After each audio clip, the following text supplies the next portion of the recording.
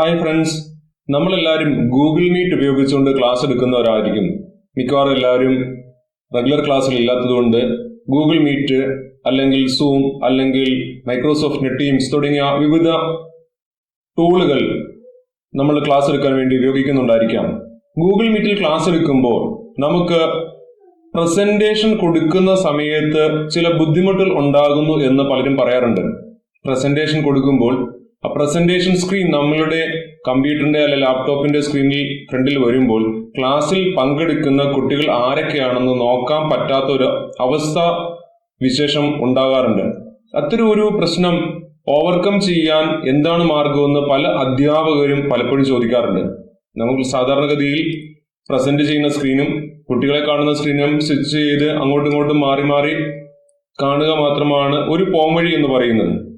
അല്ല എങ്കിൽ നമുക്ക് ചെയ്യാൻ പറ്റുന്ന ഒരു മാർഗം എന്താണ് എന്ന് സംസാരിക്കാൻ വേണ്ടി അല്ലെങ്കിൽ അതൊന്ന് ചെയ്തു കാണിക്കാൻ വേണ്ടിയാണ് ഇത്തരം ഒരു വീഡിയോ ഇന്ന് ചെയ്യുന്നത്.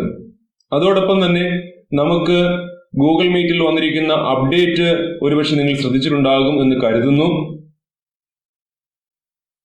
നമ്മളുടെ മോർ ഓപ്ഷൻസ് ടാബില് ചേഞ്ച് ലേഔട്ട് എന്ന് പറയുന്ന ബട്ടൺ പ്രസ് ചെയ്താൽ നമുക്ക് അവിടെ 16 പേരെ കാണാനുള്ള ഓപ്ഷനാണ് ടൈൽഡ് വ്യൂവിനകത്തുള്ളത്. അത് നമുക്ക് മാറ്റി 49 കുട്ടികളെ വരെ കൊണ്ടുവരാൻ സാധിക്കും. ഇപ്പോൾ ഈ മീറ്റിംഗിൽ വേറെ ആരും തന്നെ വന്നിട്ടില്ല.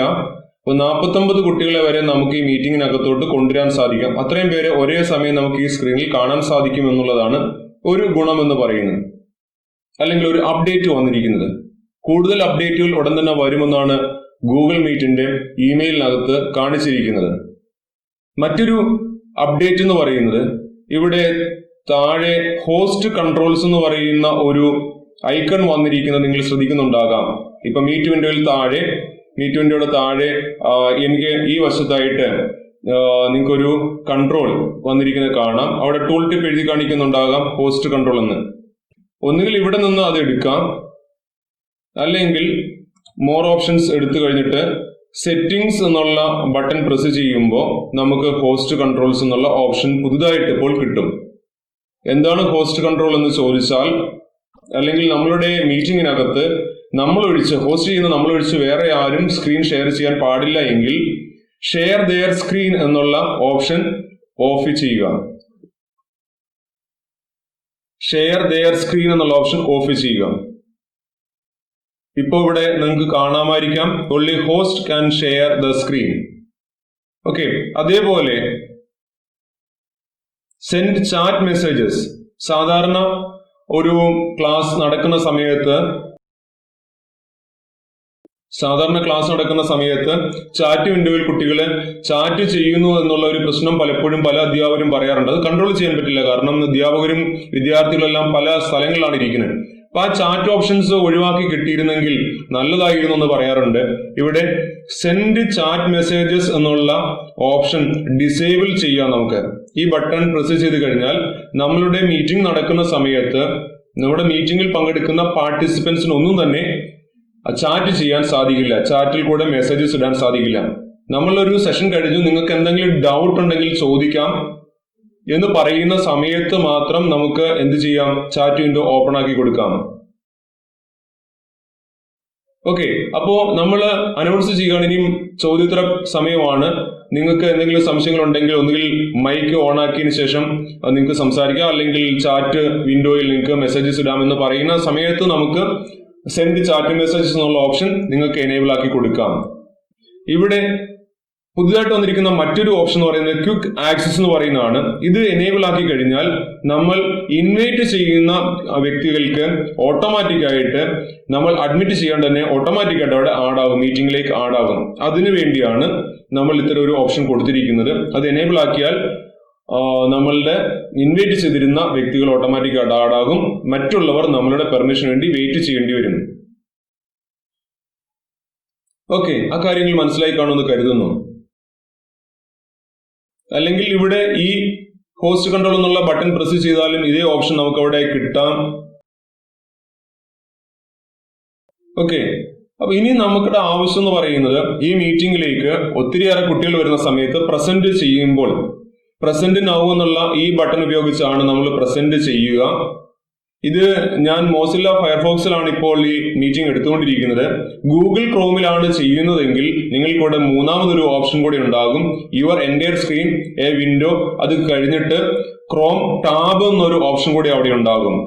അതായത് നമുക്ക് പ്രസന്റ് ചെയ്യാനുള്ള ടെക്സ്റ്റ് മാറ്റർ ഒരു ടാബിനകത്ത് തന്നെ ഓപ്പൺ ആക്കാം. നമ്മുടെ എല്ലാ സബ്ജക്ട്സ് ടെക്സ്റ്റുകൾ PDF ആയിട്ട് അവൈലബിൾ ആണ് അല്ലേ, PDF ആയിട്ട് നമുക്ക് അവൈലബിൾ ആണ്. അത് ഒരു ക്രോമിന്റെ ഒരു ടാബിനകത്ത് ഓപ്പൺ ആക്കാം, അല്ലെങ്കിൽ നമുക്ക് അവിടെ കാണിക്കാനുള്ള ഒരു ഇമേജ് ഒരു ടാബിൽ ഓപ്പൺ ആക്കാം, അല്ലെങ്കിൽ കാണിക്കാനുള്ള ഒരു വീഡിയോ മറ്റു യൂട്യൂബിൽ നിന്ന് കാണിക്കാനുള്ള വീഡിയോയോ അത് മറ്റൊരു ടാബിൽ ഓപ്പൺ ആക്കാം. അന്നേരം പ്രസന്റ് ഗൂഗിൾ ക്രോം ടാബ് എന്നുള്ള ഓപ്ഷൻ കൊടുത്തു കഴിഞ്ഞാൽ ആ ടാബിലുള്ള കണ്ടന്റ് പ്രസന്റ് ആവും സ്പീഡിൽ. നമുക്ക് ശബ്ദവും അതോടൊപ്പം വീഡിയോയും വളരെ വേഗത്തിൽ കുട്ടികൾക്ക് പാസ് ചെയ്ത് കൊടുക്കാൻ വേണ്ടി ആ ഓപ്ഷൻ നമുക്ക് യൂസ് ചെയ്യാൻ സാധിക്കും. അത് ഗൂഗിൾ ക്രോമിനകത്താണ്, ആ ബ്രൗസറിനകത്ത് മാത്രമാണ് അത്തരം ഒരു ഓപ്ഷൻ കിട്ടുക. ഓക്കെ, നമുക്ക് ഒരേ സമയം കുട്ടികളെയും പ്രൊജക്ട് ചെയ്യുന്ന സ്ക്രീനും കാണാൻ സാധിക്കാത്ത പ്രശ്നം പരിഹരിക്കാൻ വേണ്ടി ഒരു എക്സ്ട്രാ മോണിറ്റർ ലഭ്യമാണെങ്കിൽ അത് വളരെ ഈസി ആയിട്ട് പരിഹരിക്കാൻ സാധിക്കും. ഞാനിപ്പോ എന്റെ മൊബൈലിൽ ഞാനിത് റെക്കോർഡ് ചെയ്യുകയാണ്. ഞാനൊരു മോണിറ്റർ ഇവിടെ എടുത്തു വെച്ചിട്ടുണ്ട്. ആ മോണിറ്റർ നമുക്കിവിടെ കണക്ട് ചെയ്യാൻ സാധിക്കും ലാപ്ടോപ്പിലേക്ക്. ഇവിടെ നോക്കുക, ഇവിടെ ലാപ്ടോപ്പിലേക്ക് മോണിറ്റർ കണക്ട് ചെയ്തിരിക്കുകയാണ്.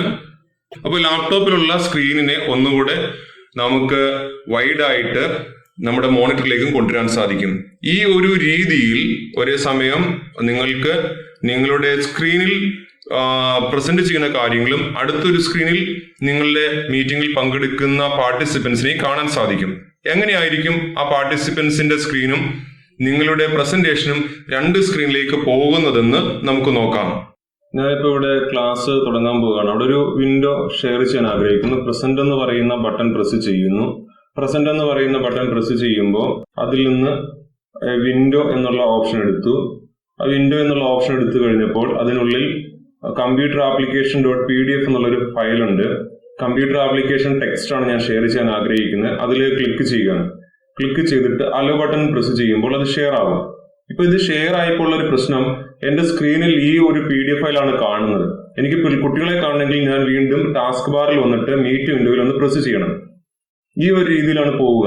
അന്നേരം പ്രസന്റേഷനകത്തുള്ള കണ്ടന്റ് കാണുന്നുണ്ടെങ്കിൽ അല്ലെങ്കിൽ പ്രസന്റേഷന്റെ പേജ് മാറ്റണമെങ്കിൽ വീണ്ടും കമ്പ്യൂട്ടർ ആപ്ലിക്കേഷൻ .pdf എന്നുള്ള ഫയലിലേക്ക് വരണം.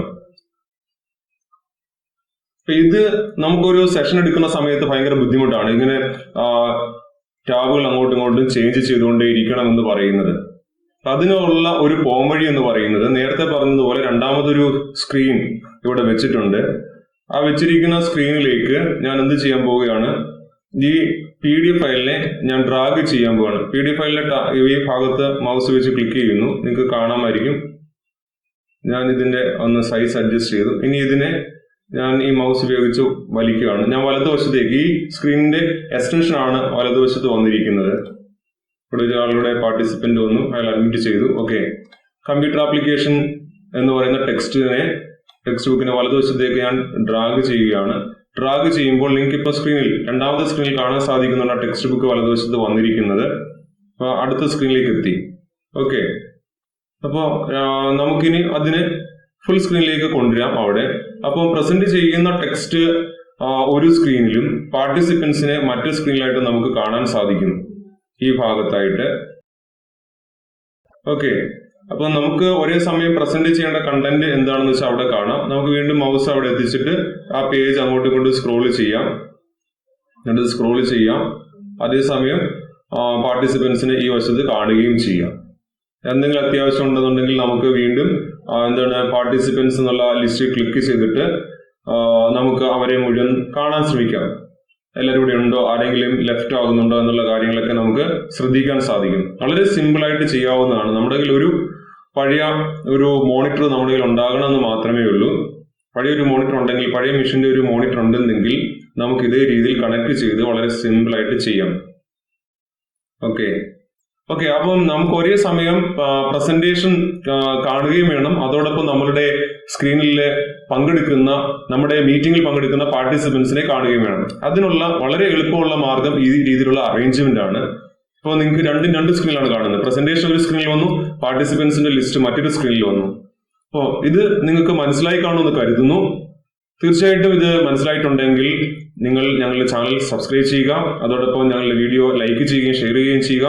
ടീച്ചേഴ്സിന് എല്ലാവർക്കും വളരെ പ്രയോജനപ്രദമായ ഒരു കാര്യമാണ്, ഒരു ഇൻഫർമേഷൻ ആണിത്. ഗൂഗിൾ മീറ്റിൽ ക്ലാസ് നടക്കുന്ന സമയത്ത് പാർട്ടിസിപ്പൻസിനെയും പ്രസന്റ് ചെയ്യുന്ന കണ്ടന്റ് 2 സ്ക്രീനിലായിട്ട് കാണാൻ സാധിക്കും എന്നുള്ളത്. ഓക്കെ, ഇനി അടുത്ത വീഡിയോയിൽ നമുക്ക് ഒരുമിച്ച് വീണ്ടും കാണാം. അതുവരേക്കും ബൈ.